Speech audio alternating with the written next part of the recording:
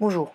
Dans cette première expérience, nous plions une feuille symétriquement, donc en deux parties égales, et plaçons notre sèche-cheveux pour étudier sa réaction. Nous le ferons par la suite avec une feuille asymétrique et nous pourrons constater une différence, que nous étudierons donc par la suite.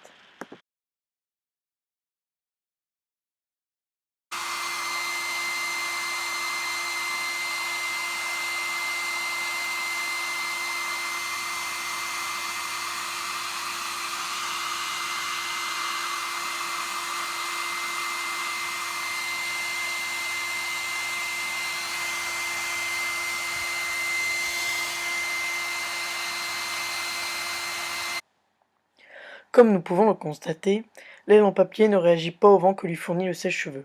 Rajoutons également que l'extrados, qui est la partie du haut, et que l'intrados, qui est la partie du bas, sont de même longueur. Nous en concluons que si nous ne forçons pas la feuille à réagir en se rapprochant de la feuille ou en se mettant en dessous, il n'y a aucune réaction au vent.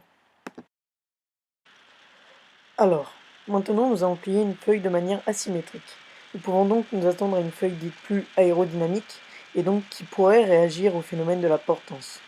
Ajoutons que cette aile en papier, c'est comme l'aile d'un avion en papier mais de beaucoup plus près.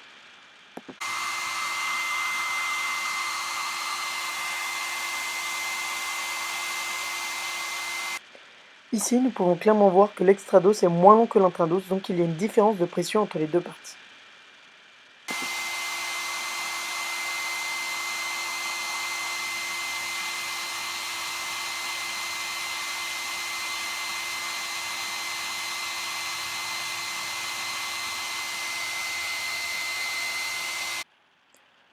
Donc, dans cette seconde partie de l'expérience, nous avons pu remarquer que la réaction de l'aile en papier est totalement différente de l'aile en papier de la partie 1. Car oui, la différence de longueur entre l'extrados et l'intrados joue un rôle important. Il permet à l'aide de voler à l'aide de la portance.